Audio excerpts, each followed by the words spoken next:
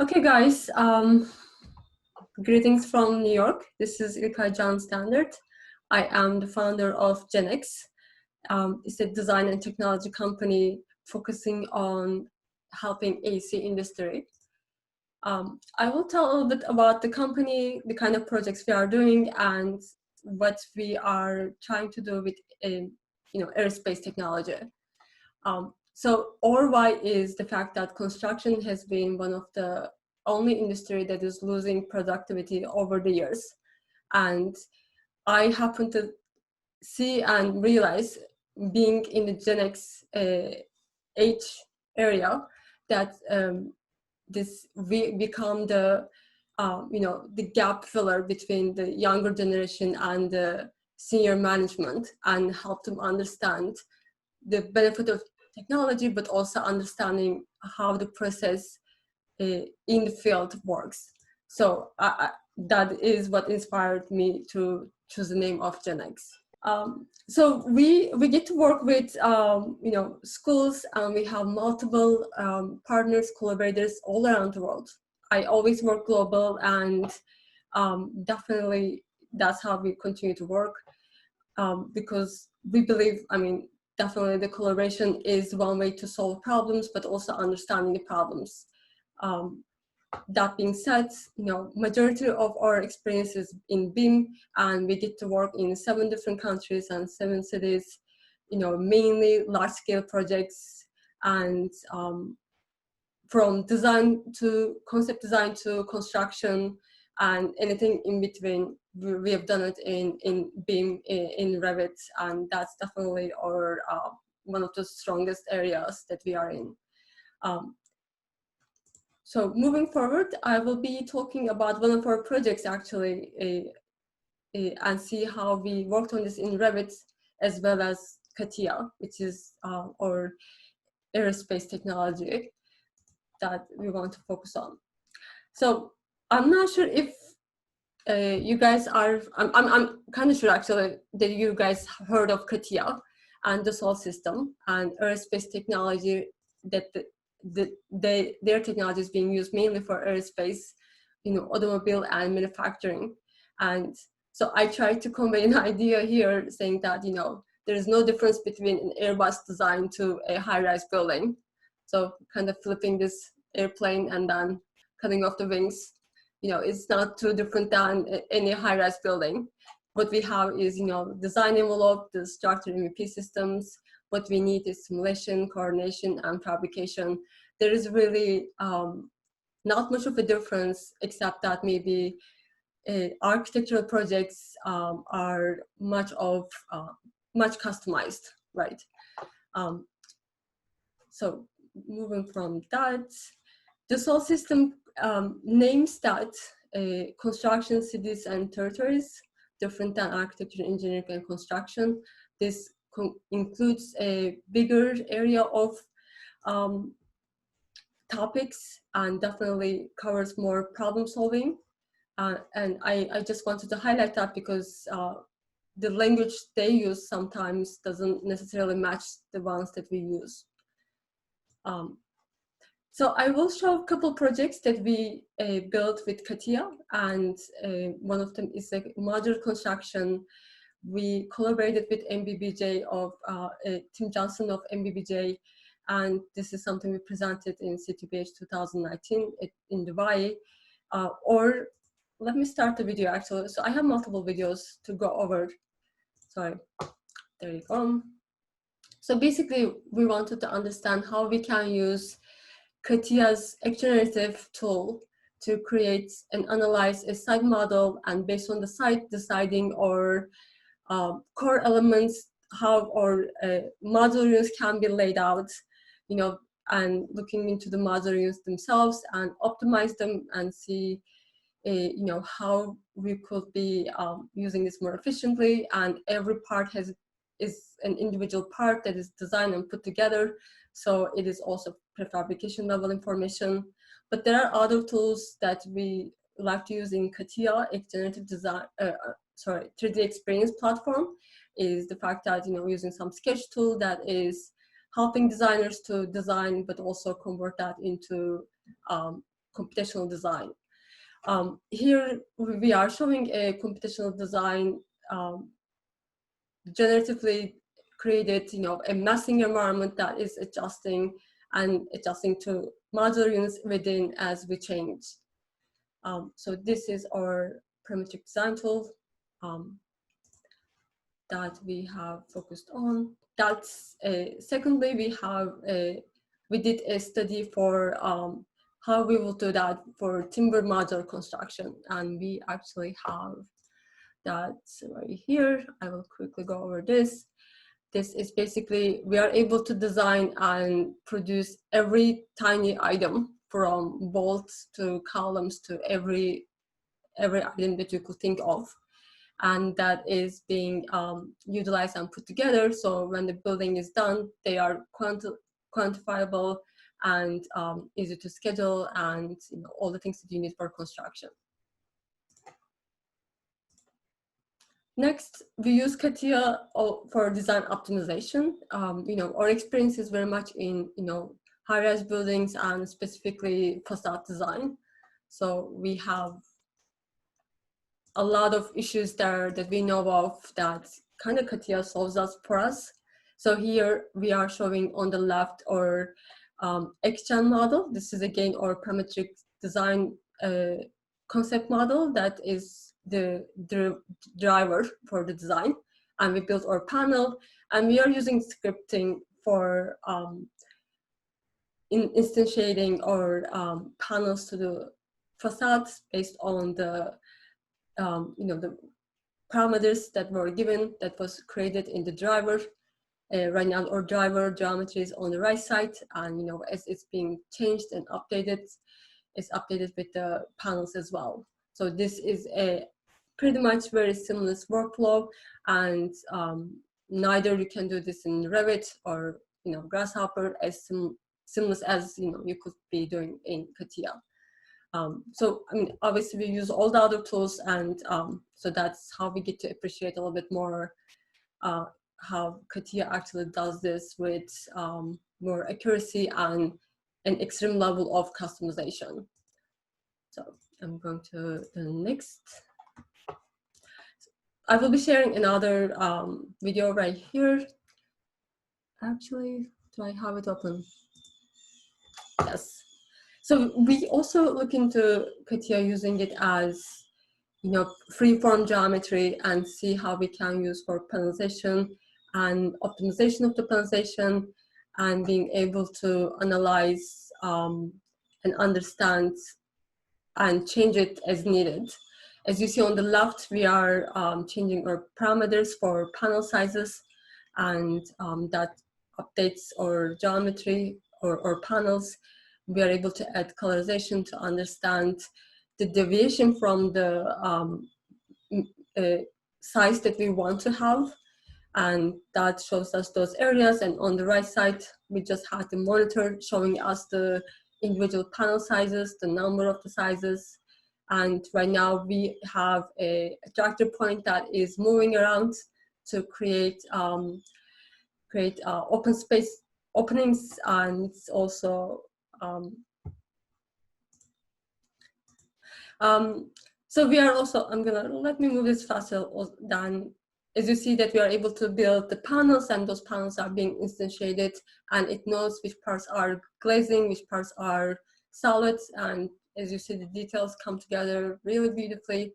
And this is also, in terms of user interface, it's friendly and easy to use after getting to learn.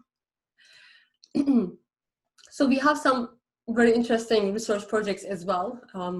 So since I don't have much time, I won't be getting into all of them, but we do look in, and these research projects are done with really leading professional architectural offices. I will be talking about our research on the conceptual design process. We were recently commissioned, or for the past 6 months actually, we've been working on this research project where we did interviews, survey, where we had 138 people, architects, joined and responded our questions about the workflow, their issues with the conceptual design workflow, And we also did some interviews based on that. As you see, we have Revit, Rhino, AutoCAD, Grasshopper, SketchUp as mainly most used applications. And we had 14 people interviewed. Those people, we talked about their specific issues, and they represent the industry in general, large scale companies to small scale companies. We had a really diverse crowd there. So what we saw there, what was the result is, people work as a design team focusing on geometry and visualization, and then second team of technical teams, focusing on data coordination and fabrication. And then there is this break happening between geometry and data because of that. And because different applications are used for each purpose. And that is taking so much from the continuity of the project and continuity of data information. So our proposed approach was that geometry has to be in the center of design, and that it has to be tied very tightly with data. And the next steps would be using data geometry with visualization, and data geometry to be used with coordination, and data geometry to continue all the way to fabrication. So that being our proposed ideal workflow.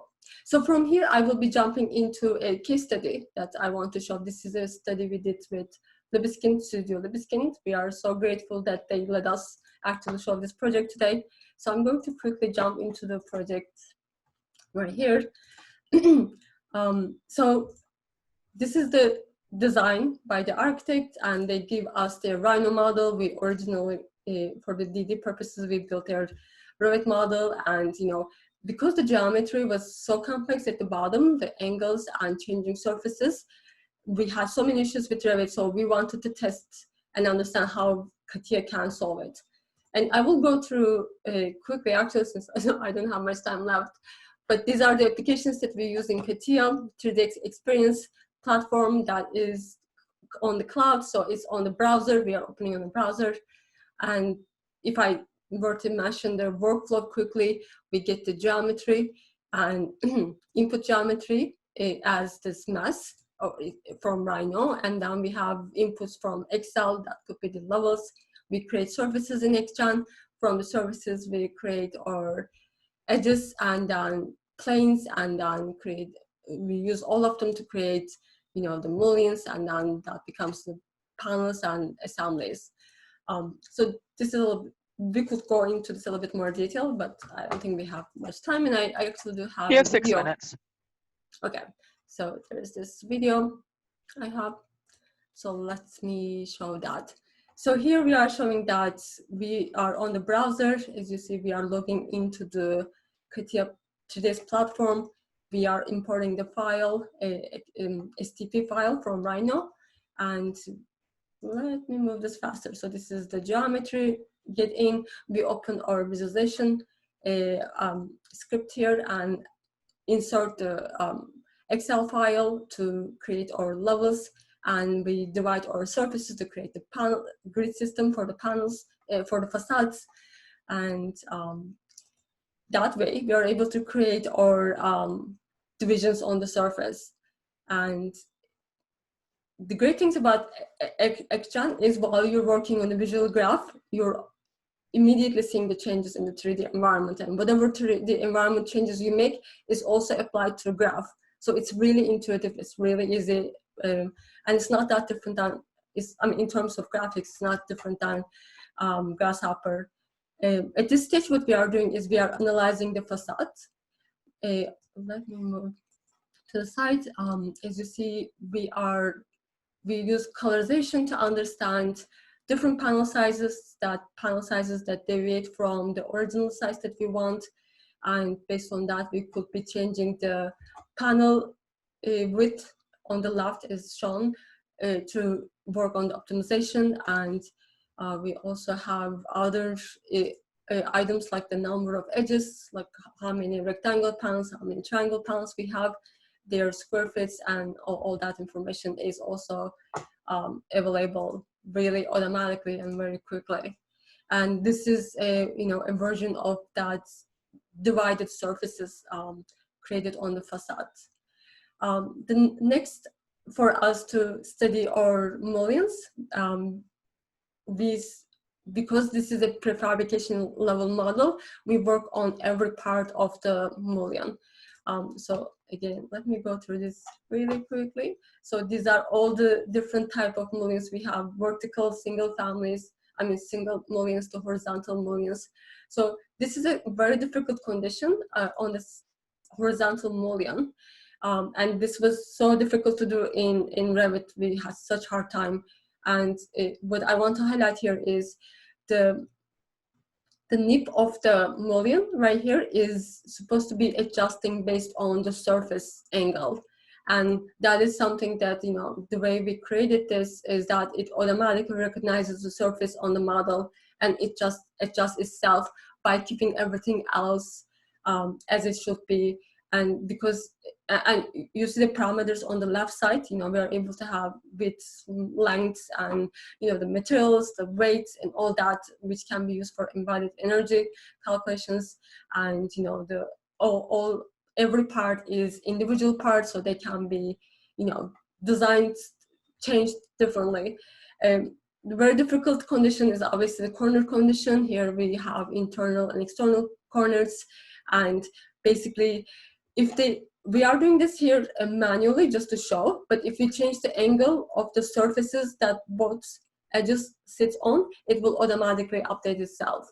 That's something that doesn't happen in Revit very easily. And what we are showing here is actually, we are manipulating the driver geometry, which is this actually in the back right now. This dots you can see is the driving geometry that is applied instantiated with these panels. And these colorful planes that you see are planes that defines the corner conditions, and they are very detailed, because it's not just that one angle of the corner, but every slight angle changes in the panel itself, because every panel is again studied as individual parts. So, and then, you know, I can move this a little faster here, because we're going to do another test of adjusting the driver geometry, and, you know, the model updates itself. There's nothing we have to do manually. And as you see, the level of detail, definition of every panel's corner condition, how they come together is very clean, very neat, and we have total control on all of that. Going to the next slide. Okay, I'm skipping right here. So the next beautiful thing that, you know, we are using automation, and with automation, in this case, what we have done is we write a script saying, defining the center of the one panel, and then recognizing its immediate neighboring conditions, understanding which panels are there, and then understanding the angles between those panels to define which one is, if that corner specifically is in an internal corner or is an external corner, or is the top mullion or bottom mullion, and also if some edges are too short or some corners are too short, like for example right here, I'm not sure if you guys all can see that, we can ignore, like we define that if an edge is less than 200 millimeters, ignore that, so it will find the next point to do that, or a script portion of the script, because like this, like 13-page or 28-page script we have to be able to do this whole building, but this is just an example here we were able to put, and I will show you shortly how we are able to run this script to find this specific condition for this panel. As you see, it is placing these mullions here, and it is telling us for every edge and the length of those edges, and if those edges are right, left, bottom corner, or inward or outward mullions, and it's automatically are placing those. The yellow panels that is showing are the neighboring panels. That's the panels that is looking to understand angle between, so that it will define, you know, what kind of mullion there should be in between. It's pretty smart, and it's pretty, you know, impressive compared to any other applications. So different than Revit, I will say, these panels are the outputs. Like after we do our automation, these panels are created as a result. We don't create this panel upfront. This is just at the end. We defined where those mullions are, and it is giving us the output. We don't define it upfront. It decides itself based on the driving geometry. So the next step would be okay, so we are showing here, only one portion of the building where we are applying or instantiating, again, all these colorful planes you see are defining the different angle conditions. And because, again, every part is a sub-part and individually done, so we are able to identify them and see them, and we will be able to also do shop drawings out of them. So let me move that a little bit fast. These are, the level of detail is just amazing. Like we are able to get this very clean propagation level information right out of the model. We don't necessarily have to, model it or fix it or anything like that. So we are looking into a little bit more in detail of how these conditions come together. As you see, it's really nice and clean. Doing so many high-rise buildings, I know how difficult this is to do in other application this quickly. I mean, this quickly meaning, of course, it is a lot of time spent working on the automation script itself, and until then we don't really see much of a result, but at the end it's very rewarding. And so we are showing here is that we are able to export that to Rhino in this case, and it comes as blocks, and those blocks obviously can be editable in Rhino, and it will update all the similar blocks within the model itself. So interoperability is also working very well. We did just hit 20 minutes. Perfect. So I have a couple more minutes left. All right. So one different thing about Catia is that the way the product structure works, and it's called product because it is at the end a product that needs to be prefabricated and built. I'm going to start on the right side. Basically, we started with building these individual items, and they come together to create these thermal panels, and then they become a part of this whole system, and then that's coming from a one floor model. So this is this children and family relationship that you could see. And quickly, what I want to show here is 3ds platform. Again, we are logging to a browser, and we have this very interesting, if I were to kind of highlight here that we have these topics that we are creating our own. These are the tabs, and as per tabs we are able to create individual 3D play options where we have the views that we want to see. There is this collaboration lifecycle item where we can organize the model, and is it private, who's shared with, is it frozen, is it done, is it in process? Those are the information that an architect can have control of.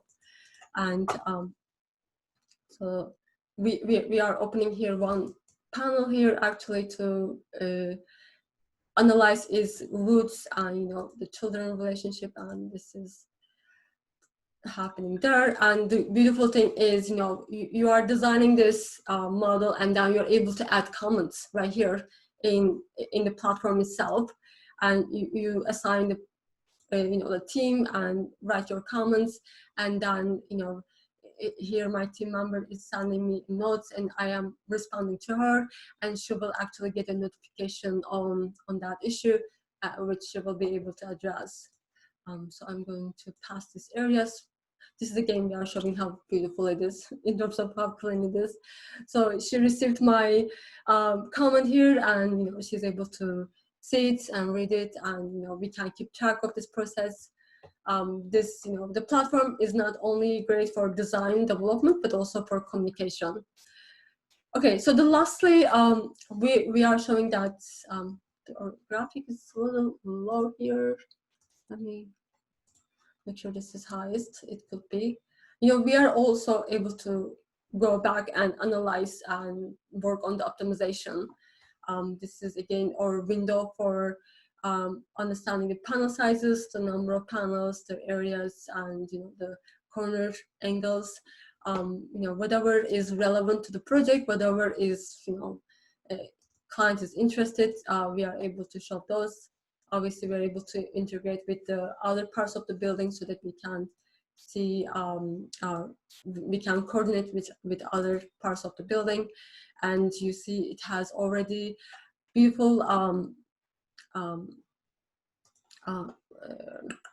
what's the word, for, a board that you can see all the information. And the other thing is that you could actually add a website, notes, anything you want. So this is our website. Please check it out. This is the Catia page, and we are able to share this with the client. Any of this view here is we can share with the client. They can see it on the browser. They can mark up, and this is just they're as involved as they want to be, or any team member is also the same. So this is it for this project. We did a very nice automation here. I have to quickly thank my team, Sueda and Sharif, who worked tirelessly on this project. They put, hard work and definitely long hours, and weekends to figure this out. And these are the applications we use, and that will be the end of my presentation. We are really trying to be the partner for architects and engineers and contractors, because innovation doesn't stop and constantly changes, and someone has to keep track of it, and we are happy to do that. Thanks, okay. So, my sort of, I've never tried Catia before, but I heard it's pretty hard to start. Like it takes a day to learn how to draw a point or a line. But, to me, looking at your presentation, it's kind of like Revit on like a significant amount of steroids. In terms of speed, in terms of data structure, in terms of level of accuracy. And so, I guess, where do you see the industry adopting this? Because is it an expensive software, right? It's I don't know. Comparing to others is expensive, but then the time that it saves, Catia gives real control to designers from design to prefabrication. So that's really, that's where the value is. It's definitely not for every architectural firm. It's for those, who can take advantage of this. It's amazing. When I first started, people were saying that, if Revit is Toyota, Catia is Ferrari. Like, you could never compare them. Like, they may look the same. And it's, as we use it, it's amazing. And it's not just the application. The fact that it's on the platform, it's on the browser. It's really smart. It's fast. It's adjustable. It's not that hard. So we had first a hard time understanding the language. The words they use is different because we are so used to, like, I'm so used to Revit family name or whatever. It took us a while to understand. So our goal is to kind of simplify this so architects can understand how to integrate this to their workflow. So that's where we started. And, when we did our research with the architects for what is the future of architectural software, whatever they described fits into what Catia provides. So I can say that in long term, I definitely see every firm, using this, testing it at least, especially for I do know that the shop architects is a huge proponent of Catia. There's a couple of questions that came in, so a few questions. So let's just hit those really quickly. Yeah, let's do that. The one from Pierce: where does the fabricator and erector fit into this process? Does this assume design assist or design build? Which is a great question because you went to the fabrication level drawings. So where do you see the fabricator there? Yeah, I mean, we worked on prefabrication level based on conceptual level information we received, but that we assume that we will work closely with the prefabricator because we still need so much detail to understand how things will come together. Definitely, it will be back and forth, and most fabricators are using Catia already. Like most facade companies definitely use it, and design assist part is definitely very valuable because we do design optimization and understand geometry, but then that could easily turn into a prefabricated model. Got it. So there's another question related to that from Shane Berger on the design side, and this is a little loaded question, but he asks, a number of us notice a trend in these presentations suggesting that architects need to be more engaged in generating fabrication content themselves, as opposed to creating good partnerships with fabricators via shared models and data, especially when the fabricators know their kit better than we do. So he says, what are the reasons for this suggestion of direct fabrication engagement? That's a good question, but going through these projects, I used to be at KPF and I was on the design part of it very heavily, and I was so curious about the issues with the construction, and that's one of the reasons why I wanted to form GenX, is understanding there is so much information lost design to construction, and their fabricator has to figure out things, make up things to fill those gaps. Here we are enabling designer to have control on the design they have all the way to the end, and they don't necessarily have to sit down and model all those every little detail. It's not necessary, but they are giving the drive geometry. A prefabricator can use that to add those details. I was going to ask that question because one of the things that our colleague Matt Noggle said last year at the conference, he works for Hudson Facade, so he builds facades now, and is also a Catia user, is that when he gets a design from an architect in Revit, he just kind of throws it away because the geometry is not good enough. Yes. So that's a really good point. In Catia, the geometry is unbelievable, right? So yes. Very accurate and long lasting from start to end. And what's the interop like with Catia? What other programs do you connect with? Everything. It connects to Revit. It has IFC information that can be added. You could use in Rhino, obviously, and you can export things from Rhino and Revit into Catia as well. It's the same as in other applications. It's doing well, I think. So you're showing some amazing modeling, and Patrick had a question. How much of what you've shown is by your team and or right out of the box in Catia? Majority, I will say, is custom, because that's the beauty of Catia. You are supposed to customize what you're doing, even though we created a huge list of automation scripts. That's our tool now. We will use in multiple projects. That's other beauty. The companies start with these basics, and they can create their own very sophisticated applications that they own, and that adds so much value to the company. And so majority is custom. So can you take those, similar to Grasshopper scripts, can you take those XGen scripts and reuse them on other projects? Oh yeah, definitely.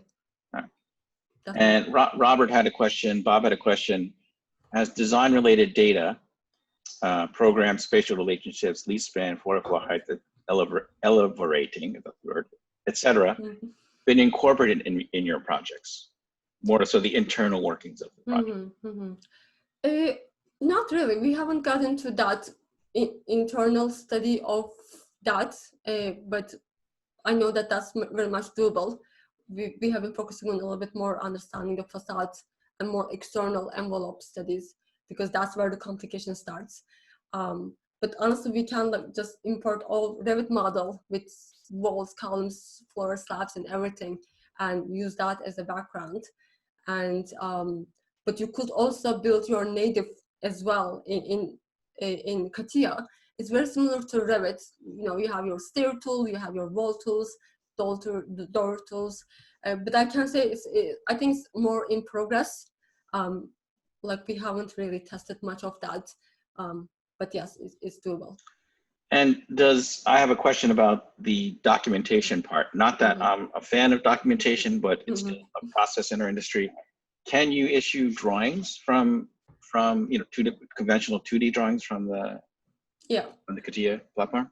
Yes, you can, but it's not the best. I can say that it's not the easiest. But then again, like you said, documentation is actually outdated way of communication. So I don't know how important that is anymore. So, but it's not great though. It gets amazing shop drawings immediately. Like we can get shop drawings, but it's not. I get that. I mean, plans. When Giri's office forced us to use Digital Project back in 2008 on Barclays, we wrote a tool that converted Digital Project to Revit, so we can actually issue the Revit drawings, or work in Revit and actually just push to Catia. I think we may be out of time. Okay. But what would you last parting sort of question is, what would you tell sort of people who just want to start getting into or getting more knowledgeable about Catia and XGen? I mean, get in touch with us because we are a Dassault partner. Like we are one of the only, I think, Dassault partner in New York City. I really encourage architects to get into XGen. That's like a really cool conceptual design or computational design tool. It's generative design capabilities. It has monetizing the money. Let's press that. You could analyze your model. It is definitely very interesting and it's very intuitive. Like I said, you adjust your 3D model, your graph changes. You add a circle to your 3D model and your graph as a circle node in your graph. It makes the necessary connections in between. So that's like, as a person who never used Grasshopper heavily, it was rather easy for me to understand or use XGen. If they get in touch with us, we will give them a test run. They will be able to test and see how they like it. But again, we have also a YouTube channel where we post all these videos. Like we are trying to be very clear how we do things so that people understand the workflow and how they could, use that. There's not much, that's one issue with Catia. There's not much resources out there, honestly. Right. So we are trying to create those resources for architects. Like we are sacrificing our time to like kind of learn and understand, and it has been great. It's great. Well, thank you for the talk.